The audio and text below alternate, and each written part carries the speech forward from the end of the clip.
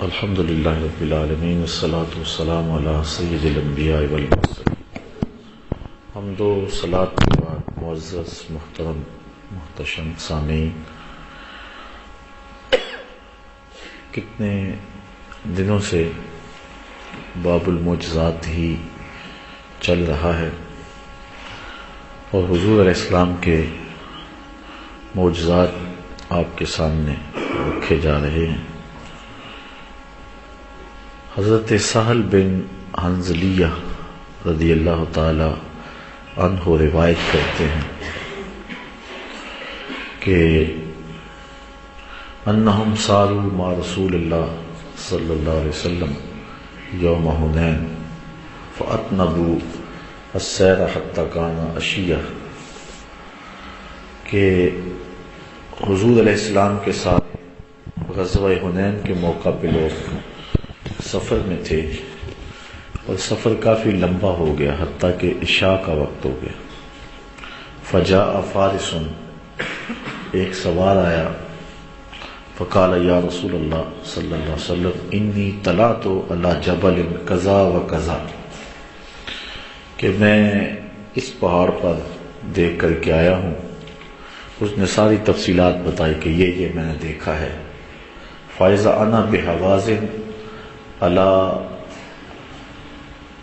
بکرۃ ابیہم بزؤنہم ونعیمہم اجتمعوا الی حنین، کہ قبیلہ حوازن جو ہے وہ اپنے بچوں کو، جوانوں کو، بوڑھوں کو، اونٹوں کو اور اپنے جانوروں کو، ساز و سامان کو لے کر کے سارا قافلہ جو ہے وہ میدان میں جمع ہے۔ یعنی اس نے خبر دی حضور کو کہ دشمن کا لشکر بہت سارا ہے، اور قبیلہ حوازن جس کے ساتھ ٹکراؤ ہوا تھا حنین میں، وہ اپنے سارے لاؤ لشکر کے ساتھ اور بچوں اور بوڑھوں کے ساتھ، جوانوں اور مردوں اور عورتوں کے ساتھ وہ میدان میں جمع ہے۔ فتبسم رسول اللہ صلی اللہ علیہ وسلم، حضور مسکرا پڑے، وقال، اور فرمایا تلک غنیمت المسلمین غدا انشاءاللہ تعالی، فرمایا کل یہ تمہارے لیے سب کچھ مال غنیمت ہوگا، یہ سب کچھ کل تمہارے لیے مال غنیمت ہوگا جو یہاں جمع ہے۔ ثم قال، پھر حضور نے کہا من یحرسنا اللیلہ، کہ رات کو ہمارا پہرا کون دے گا؟ حضور نے فرمایا رات کو ہمارا پہرا کون دے گا؟ قال انس بن ابی مرثد، حضرت انس ابن ابی مرثد الغنوی رضی اللہ تعالی عنہ نے کہا انا یا رسول اللہ صلی اللہ علیہ وسلم، حضور یہ نوکری میں سر انجام دوں گا۔ قال ارکب فراکب فرسا، حضور نے فرمایا کہ تو سوار ہو جا، تو وہ ایک گھوڑے پہ سوار ہو گئے۔ فقال، تو حضور نے اس کو فرمایا استقبل ھذا الشیب حتی تکون فی اعلاہ، کہ تو اس پہاڑ پر چڑھ جا یہاں تک کہ تو سب سے اونچائی پر چلا جائے۔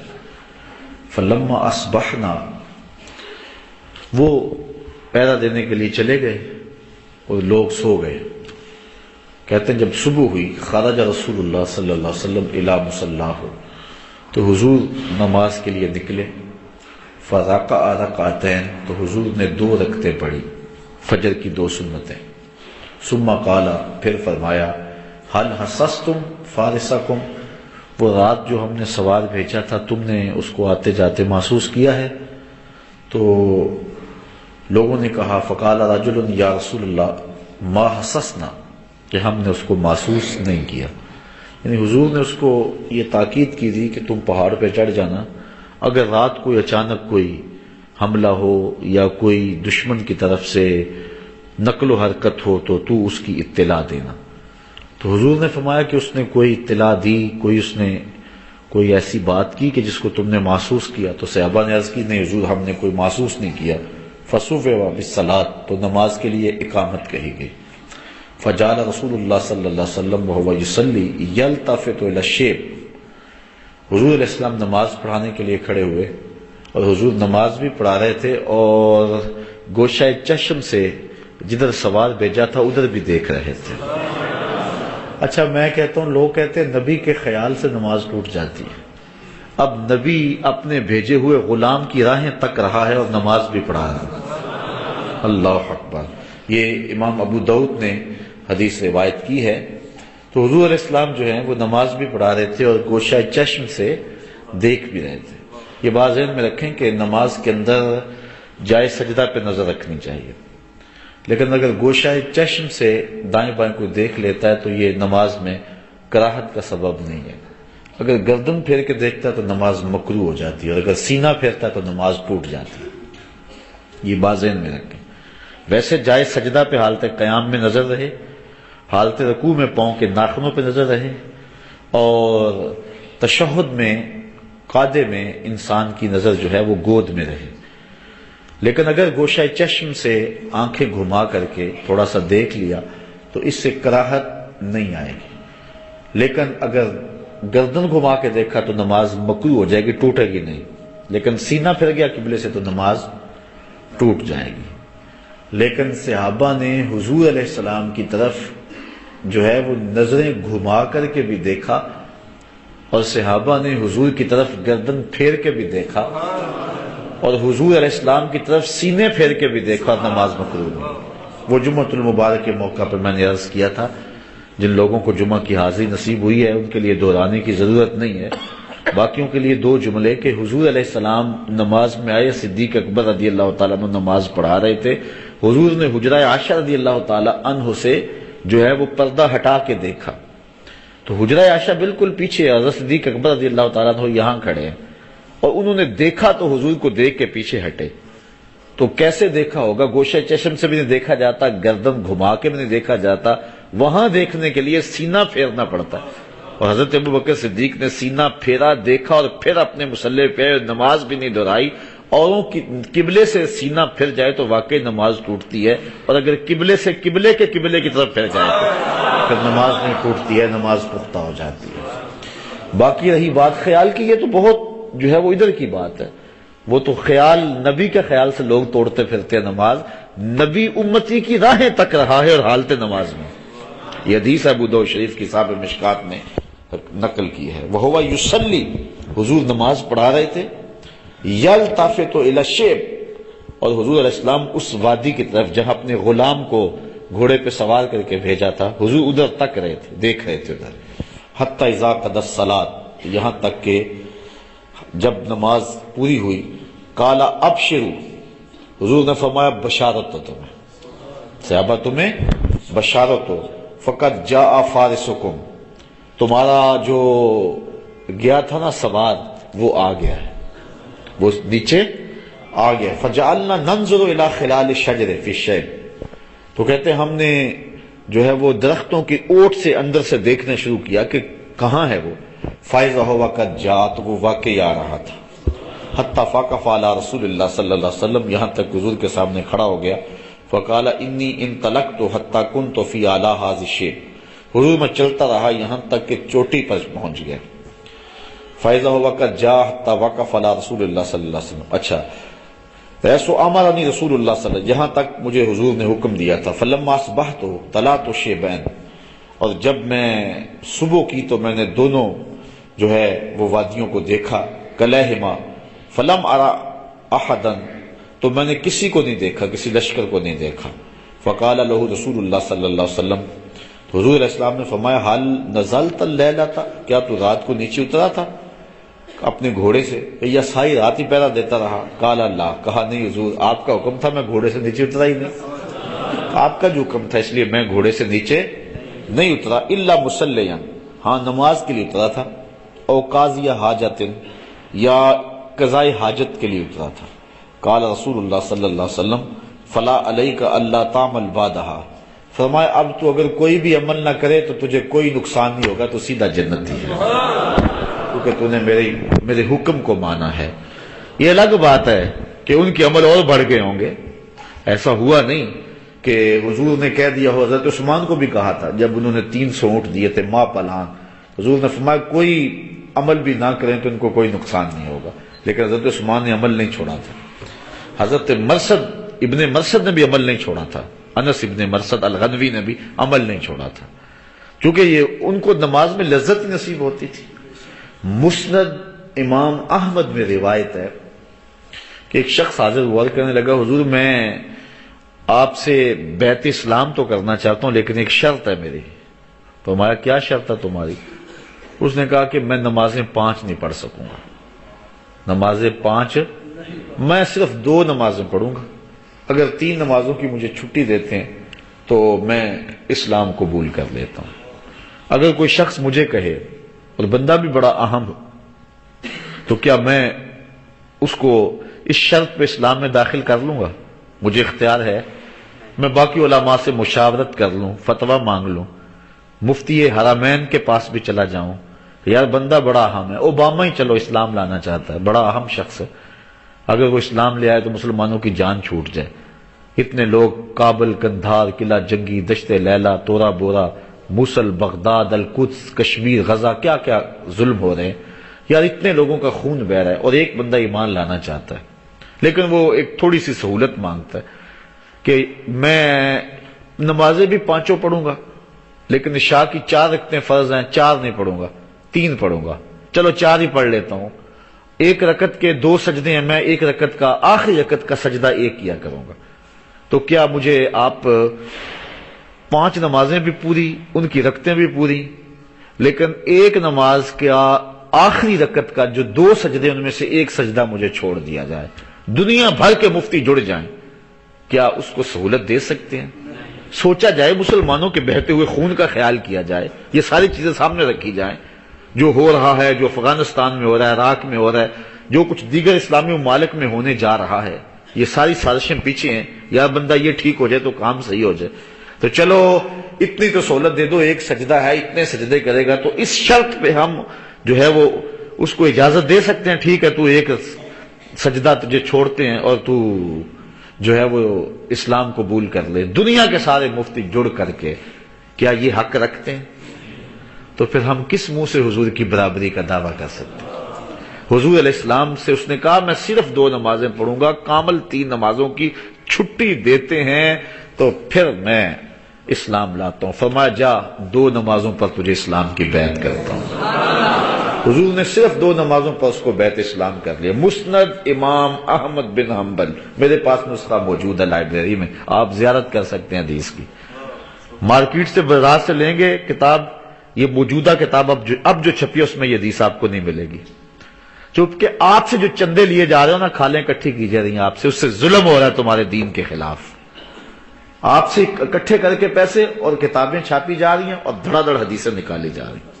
اب جو کتاب چھپی ہے اس میں نہیں ہے، لیکن میرے پاس بیروت کا نسخہ اس میں حدیث موجود ہے۔ یہ الگ بات ہے کہ حضور نے اس کو 2 جو ہے وہ 2 اعمال پر حضور علیہ السلام نے 2 نمازوں پر بیعت اسلام کر لیا، لیکن جب اس نے نماز پڑھی تو پھر مزہ آیا، اس نے کہا میں تو 5 پڑھوں گا، لیکن حضور نے اس شرط پر، تو اسے بھی حضور علیہ السلام نے فرمایا کہ جا اب تو کوئی عمل نہ بھی کرے تو تجھے چھٹی ہے۔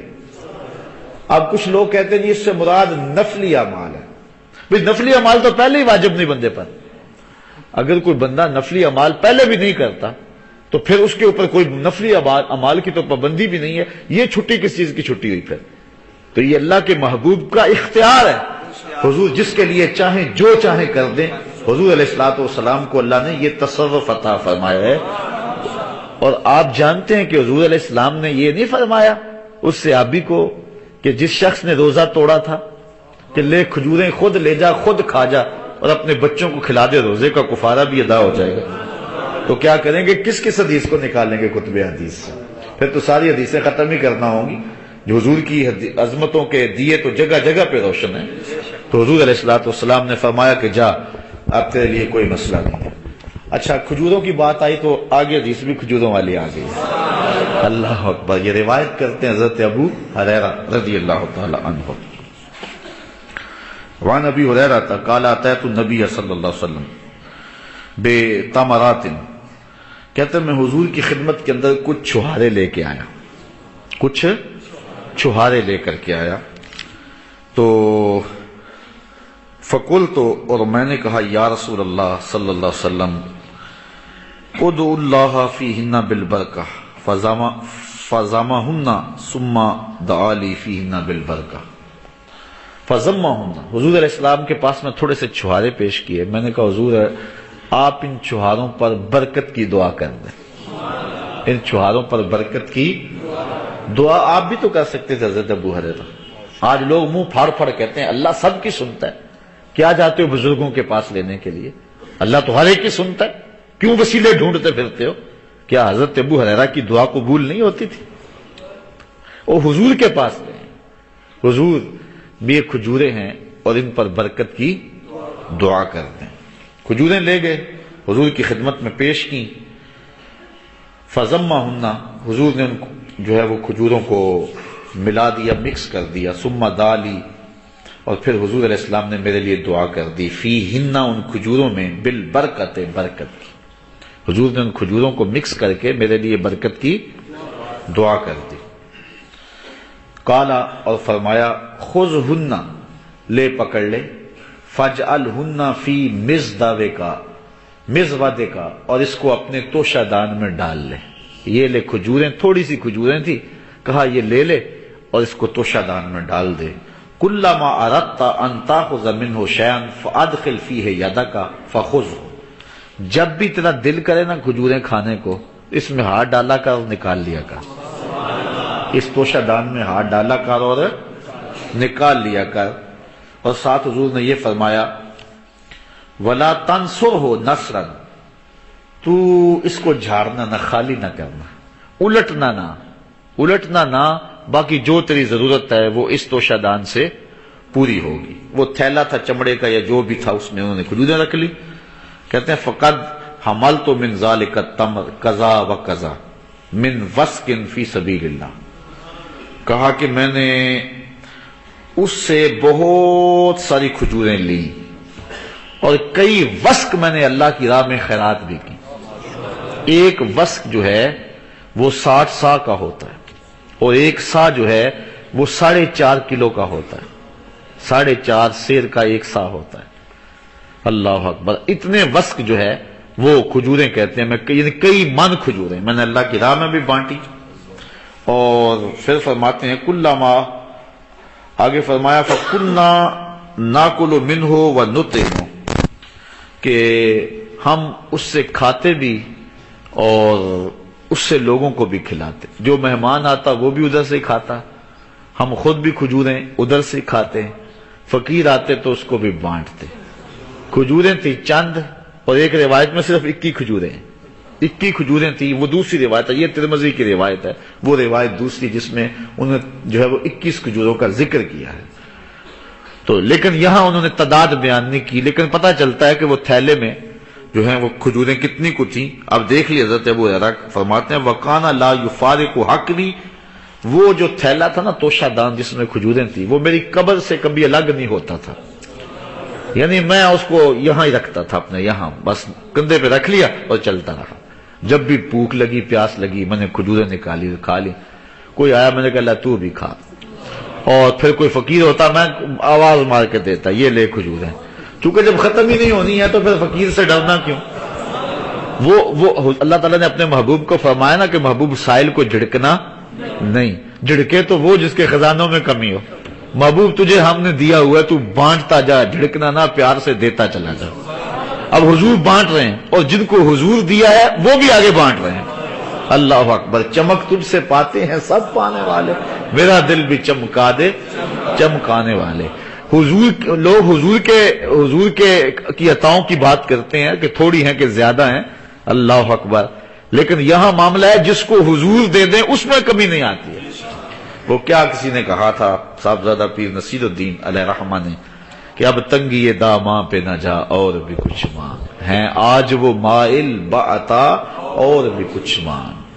دے سکتے ہیں کیا کیا کچھ نہیں دیتے، یہ بحث نہ کر ہوش میں آ اور بھی کچھ مانگ. جن لوگوں کو شک ہے کہ کرم ان کا ہے محدود، جن لوگوں کو شک ہے کہ کرم ان کا ہے محدود، ان لوگوں کی باتوں پہ نہ جا اور بھی کچھ مانگ. ان لوگوں کی باتوں کو نہ سن، میرے آقا کی حدیثیں پڑھ اور تجھے پتا چلے کہ محبوب کتنے عطا فرمانے والے ہیں. تو کہتے ہیں کہ وہ میری بس کمر سے ہی وہ تھیلا لٹکا رہتا، جب بھی کہیں ضرورت ہوتی خود بھی کھاتا، لوگوں کو بھی کھلاتا اور غریبوں مساکین میں بھی بانٹتا، اور میں نے کئی وسق جو ہے کھجوریں ان سے بانٹ دی، منوں کے حساب سے کھجوریں میں نے بانٹ دی۔ اللہ اکبر۔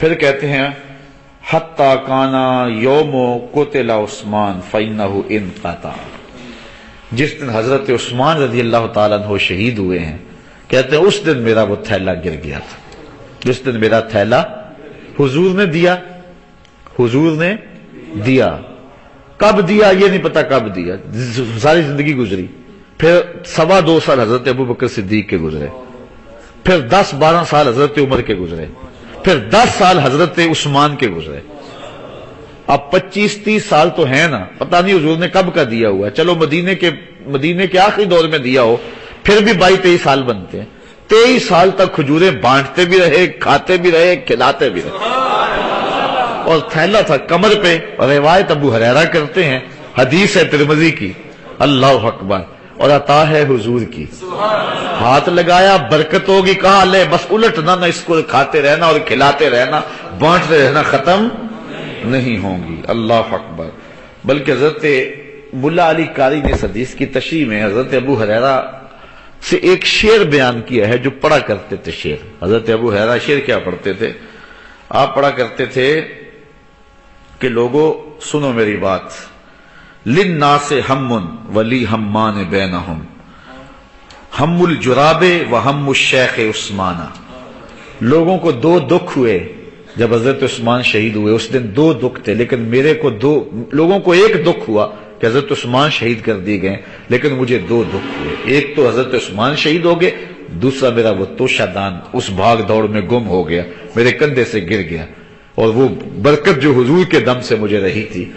اچھا بس اللہ کی حکمتیں ہی ہیں، اگر وہ توشہ دان حضرت ابو ہریرہ کے پاس رہتا اور گم نہ ہوتا، کسی نے تو الٹ دیا ہوگا نا، حضرت ابو ہریرہ تو کسی کو دے کے جاتے نا، مرتے ہوئے کہتے کہ لے تو بھی نہ الٹنا اس کو، اور اس سے تو بھی بانٹتا رہنا، ساری زندگی ابو ہریرہ نے بھی اس سے کھائیں، اور جب جاتے تو کسی کو دے جاتے۔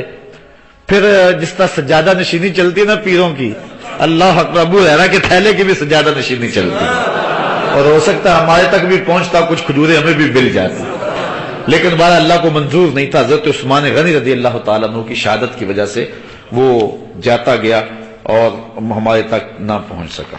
آئیے حضور علیہ السلام کا ایک اور معجزہ، وہ بھی اسی قبیل کا ہے۔ حضرت جابر روایت کرتے ہیں ان رسول اللہ صلی اللہ علیہ وسلم جاءہ رجل، ایک شخص حضور کی خدمت میں حاضر ہوا، یستطعمہ، حضور سے اس نے کوئی کھانے کی چیز مانگی، فاطعمہ شطر وسق، حضور نے وسق شعیر، حضور نے اس کو جو ہے وہ جو کے کچھ وسق عطا فرمایا، وسق نہیں بلکہ وسق کا بھی نصف حصہ اس کو عطا فرمایا۔ وسق جو ہوتا ہے وہ 6 من 30 کلو کا ہوتا ہے، تو 3 من 15 کلو حضور نے اس کو جو عطا کر دی۔ کتنے؟ 3 من 15 کلو جو حضور نے اس کو عطا کر دیے۔ اچھا اس کو یہ ہو گئے نصیب۔ اب حضور نے کیا فرمایا سنو، حضور نے یہ عطا کر دیے، فما زال الرجل یاکل منہ وامرأتہ وضیفہما، کہ وہ بھی کھاتا، اس کی بیوی بھی کھاتی، جو مہمان آتے وہ بھی کھاتے، اور کھاتے رہے، چلتے رہے مدت۔ ایک دن خیال آ گیا کہ پتہ نہیں یہ کتنے کو ہیں اس کے اندر، تو پھر کیا ہوا، حتی قالہ، اس نے ایک دن اس کو تولنا شروع کر دیا، ایک دن اس نے تولنا، اس نے کہا تولوں تو صحیح کتنا ہے، فانیہ، تو وہ ساری برکت اٹھ گئی۔ اور یار جو نبی کے دیے ہوئے پر تولے اس کی برکت اٹھ جاتی ہے، تو جو نبی کو تولنے بیٹھ جائے اس کے دین کی برکت اس کے پاس کہاں رہے گی، برکت اٹھ گئی۔ اللہ اکبر۔ فاطا نبی صلی اللہ علیہ وسلم، تو وہ حضور کی خدمت میں آیا، پھر آ گیا، فقالا، تو حضور فرمایا لو لم تکل ہو لاکلت منہ ولقام لکم، فرمایا اگر تم نانا تولتے تو یہ ہمیشہ تمہارے پاس رہتا، تم کھاتے بھی رہتے، ختم بھی نہ ہوتا، اور تمہارے پاس بھی موجود رہتا، اور ان کی نسلوں تک یہ پہنچ جاتا اگر وہ تولتے نہ تو۔ اس کو امام مسلم نے اپنی سند کے ساتھ روایت کیا ہے۔ اللہ اکبر۔ ایک روایت حضرت ابن عباس سے ہے، حضور کے چچا زاد بھائی ہیں، قال جاء اعرابی الی رسول اللہ صلی اللہ علیہ وسلم، ایک شخص حضور کی خدمت میں حاضر ہوا، قال بما اعرف انک نبی، اس نے کہا مجھے کیسے پتا چلے کہ آپ اللہ کے نبی ہیں؟ قال، تو حضور نے فرمایا ان دعوت ھذا العزق من هذه النخلہ یشهد انی رسول اللہ، فرمایا یہ جو کھجور ہے اس کے اوپر لگے ہوئے جو خوشے ہیں، اگر یہ میری گواہی دے دیں پھر تو مان جائے گا کہ میں اللہ کا رسول ہوں؟ اس نے کہا جی بالکل، پھر تو کوئی شک ہی نہیں رہے گا۔ فدعاہ رسول اللہ صلی اللہ علیہ وسلم، حضور نے ان کھجوروں کو بلایا، ان کھجوروں کو بلایا، وہ لگا کے نا 400 واٹ کا ایمپلیفائر اور لمبے لمبے دھوتے لگا کے، تو مولوی فل اسٹیل والا ہو اور کھجوروں کو آواز دے کھجوروں آ جاؤ، آئیں گی کھجوریں؟ لیکن حضور نے اشارہ کیا، اللہ غور تو کیجیے، سارا ٹیل بچوں کو بھی ساتھ جوڑ لیں، جتنے صبح آئے قرآن پڑھنے والے جی کھجوروں کو آواز دینی ہے، کھجور نے کیا آنا ہے، کھجور کا ایک ذرہ بھی نہیں آئے گا، لیکن حضور نے کھجوروں کو آواز دی کہ آ جاؤ، کھجوروں کو کیا کہا؟ آ جاؤ۔ پھر کیا ہوا؟ فجالا ينزل من النخلة حتى سقط الى النبي صلی اللہ علیہ وسلم، وہ وہاں سے اتری اور حضور کے پاس آ گئی، جتنے بھی گچھے تھے ٹوٹ کے حضور کے پاس آ گئے۔ اچھا یہ بھی بڑی بات ہے، لیکن کوئی اس سے کہہ سکتا تھا کہ گچھے ٹوٹ گئے ہیں، پک گئے تھے، ٹوٹنے والے تھے تو ٹوٹ گئے، بس وہ ایک موقع ہی تھا، اتفاقاً ایسا ہو گیا، ایسے بھی تو باتیں کرنے والے ہوتے ہیں۔ حالانکہ توڑنے بلانا بھی بڑی بات ہے، لیکن پھر حضور نے کیا کہا؟ ثم قال ارجع، کہا چلو اب چلے جاؤ، اب واپس چلے جاؤ۔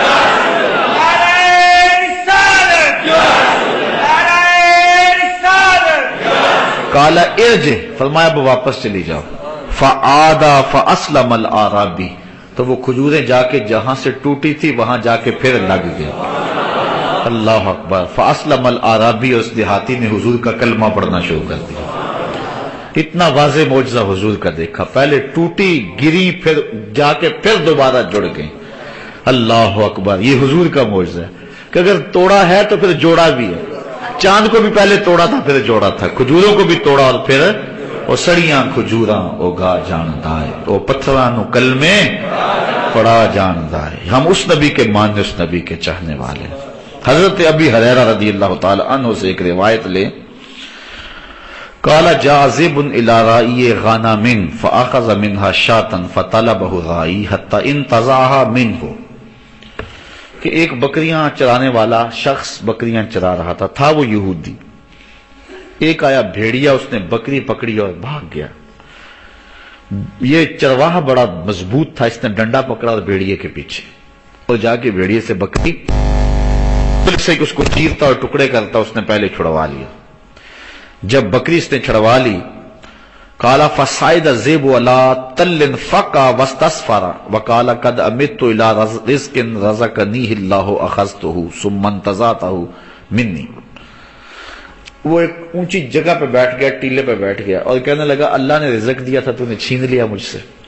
اور یہ گفتگو جو ہے وہ ایسے جس طرح لوگ کرتے ہیں، فصیح زبان میں کر رہے ہیں۔ اس شخص نے جب سنا نا تو فقال رجل، اس نے کہا تاللہ ان رأیت کل یوم ذئب یتکلم، میں نے کبھی بھیڑیوں کو باتیں کرتے نہیں دیکھا، آج تک کبھی بھیڑیوں نے باتیں تو نہیں کی تھی جس طرح انسان کرتے ہیں، عجیب بات ہے۔ فقال الذئب، تو بھیڑیا باتیں تو پہلے کر رہا تھا، اس نے کہا عجب من ھذا، میں اس سے بھی عجیب بات نہ سناؤں؟ تجھے یہ بڑا تعجب ہو رہا ہے کہ بھیڑیا بول رہا ہے، لیکن میں تجھے اس سے بھی عجیب بات نہ سناؤں؟ اس نے کہا کیا؟ اس نے کہا من ھذا، اس سے بھی عجیب بات، رجل فی النخلات بین الحرتین، کہ یہ جو کھجوروں کا جھنڈ ہے نا، مدینے کی طرف اشارہ کر کے کہا، کہاں ایک آدمی آیا، یہاں ایک شخص آیا ہے، یہاں ایک شخص آیا ہے، یخبرکم بما مدا وما هو کائن بعدکم، جو گزرے ہوئے واقعہ ہیں ان کی بھی خبر دے رہا ہے، جو آنے والے واقعہ ہیں ان کی بھی خبر دے رہا ہے۔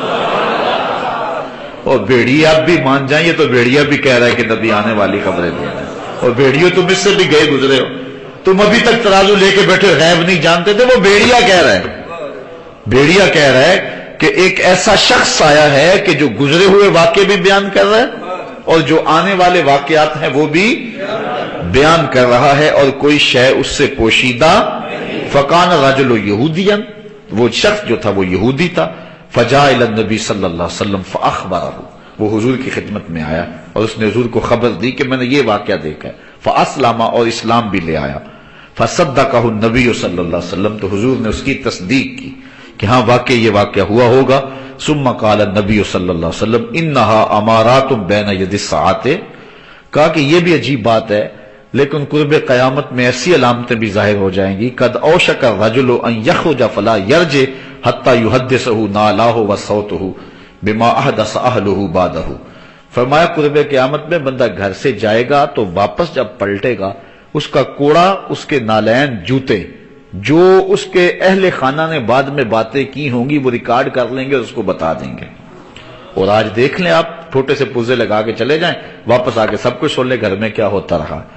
تو اس وقت یہ واقعہ جو ہوا، یہ حضور جو خبریں دیتے ہیں یہ بطور معجزہ دی ہیں۔ حضور فرمایا قرب قیامت میں یہ چیزیں ویسے بھی آ جائیں گی، یعنی آج کے دور میں جو حضور نے بتایا وہ سامنے آ گیا نا، گھر چھوڑ جائیں موبائل ریکارڈنگ پہ لگا کے آپ سب کچھ سن لینا، جوتے پہ بھی لگا لیں کوئی چھوٹی سی چیز، کوئی چیز جو ہے وہ کوڑے پہ لگا کے، بندوق پہ لگا کے چلے جائیں، تو اس گھر میں ساری جو بات ہے، دفتر میں ساری جو بات ہے، جو کچھ ہو رہا ہے ایک بندہ سب کو ریکارڈ کر رہا ہے، واپس آ کے سب کچھ سن لے۔ یہ حضور نے اس وقت بتایا، گویا حضور نے عقل کے اندھے جو لوگ ہیں ان کو اشارہ دیا، اور سب کچھ دیکھ لو گے اور پھر بھی نبوت کا انکار کرو گے اور پھر بھی نبی کی طاقت کا انکار کرو گے، یہ تو تم دیکھتے ہو کہ آلات کے ذریعے گزری ہوئی باتیں وہ سب ریکارڈ ہو جاتی ہیں، تو جس کو اللہ نے محمد اور نبی اور رسول اعظم بنایا ہے پھر اس کی شان کا عالم کیا ہوگا، اس کی رفعت کا عالم کیا ہوگا۔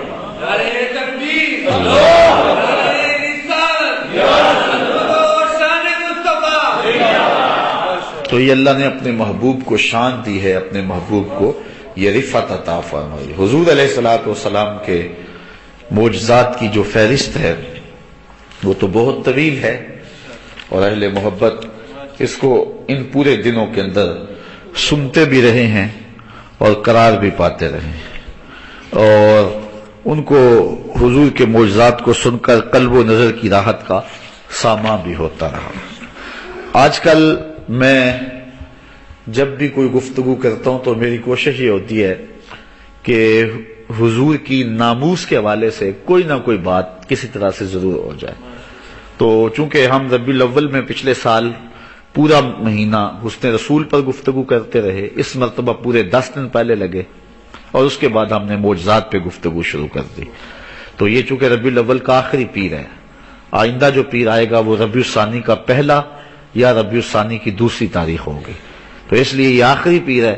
تو معجزات کا جو باب ہے ہم سر دست جو ہیں وہ اپنے اختتام کی طرف لے جا رہے ہیں، پھر معمول کے مطابق درس مشکات شروع ہوگا۔ تو میں حضور کا ایک معجزہ بھی آپ کے سامنے رکھوں گا، اور اس معجزے میں حضور علیہ الصلوۃ والسلام کی ناموس کا تذکرہ ہے۔ حفاظت کرنے والوں نے حضور کی ناموس کی حفاظت کی اور حضور کا ایک معجزہ ظاہر ہوا۔ اس کو روایت کیا ہے امام بخاری نے اپنی سند کے ساتھ۔ حضرت برا رضی اللہ تعالی عنہ روایت کرتے ہیں، یہ برا بن عازم ہے صحابی، قال باس نبی صلی اللہ علیہ وسلم رحتن الی ابی رافع، ابی رافع نامی ایک یہودی تھا جو حضور کو دکھ دیا کرتا تھا اور آقا کریم کی توہین کیا کرتا تھا۔ حضور نے ایک گروہ تیار کیا اور فرمایا جاؤ جا کے اس کی خبر لو، اس کی زبان کھینچو۔ فداخل علیہ عبداللہ ابن عتیق، تو حضرت عبداللہ ابن عتیق جو ہیں یہ ایک صحابی ہیں، وہ اس کے قلعے میں داخل ہو گئے، بیتہ لیلاً، اس کے قلعے میں رات کو داخل ہو گئے، وہو نائم، تو وہ سویا ہوا تھا۔ تو حضرت عبداللہ بن عتیق نے آواز دی کہ اے ابو رافع، اس نے کہا ہڑبڑایا نیند میں، آپ سمجھ گئے کہ یہ اس چارپائی پہ لیٹا، چونکہ اس لوگ زیادہ تھے وہاں، آپ نے آگے بڑھ کے جو ہے وہ اس کے پیٹ کے اندر خنجر کھونپ دیا، فقاتلہ، اور اس کو قتل کر دیا۔ فقال عبداللہ بن عتیق، حضرت عبداللہ بن عتیق کہتے ہیں فوضعت السیف فی بطنہ حتی اخذہ فی ظہرہ، باہر نکلے تو پھر خیال آیا کہ کہیں بچ نہ گیا ہو، پھر واپس پلٹے، جس نے غازی علم الدین نے کیا تھا۔ آپ پڑھیں غازی علم الدین کی تعریف۔ غازی علم الدین علیہ رحمہ نے جب راجپال کو قتل کیا، قتل کر کے وہ ٹال تھا ایک لکڑیوں کا اس کے پاس آیا، دل میں خیال آیا کہیں موذی بچ نہ گیا ہو، غازی پھر گیا. اللہ اکبر. جو اللہ رسول کے لیے جانیں وارتے ہیں وہ ڈرا نہیں کرتے ہوتے. بعد میں بیان بدلا. غازی علم الدین کو کس نے نہیں کہا تھا ایک بار کہہ دے کہ راجپال کو میں نے نہیں مارا، بس تیرے گلے سے پھندا پھانسی کا نکلوانا ہمارا کام ہے. تو غازی علم الدین نے کیا کہا تھا؟ اس نے کہا حد ہوگی تمہاری، یہ تو میرے مقدر اور میں اس کا انکار کر دوں.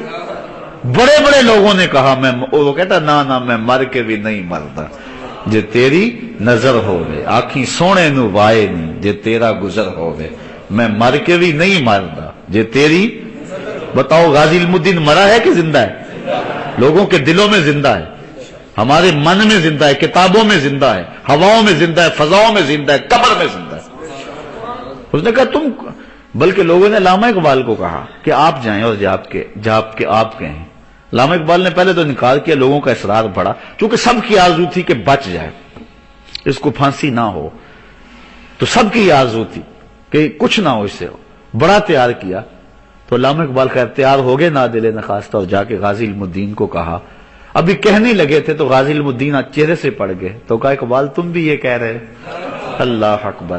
تو اقبال نے پھر اس وقت کہا تھا کہ ان شہیدوں کی دیت اہل کلیسا سے نہ مانگ، ان شہیدوں کی دیت اہل کلیسا سے نہ مانگ، کہ حرم سے بھی بڑھ کر پاکیزہ ہے جن کا لہو، ان کا لہو تو حرم سے بھی بڑھ کر قیمتی ہے. تو اللہ اکبر.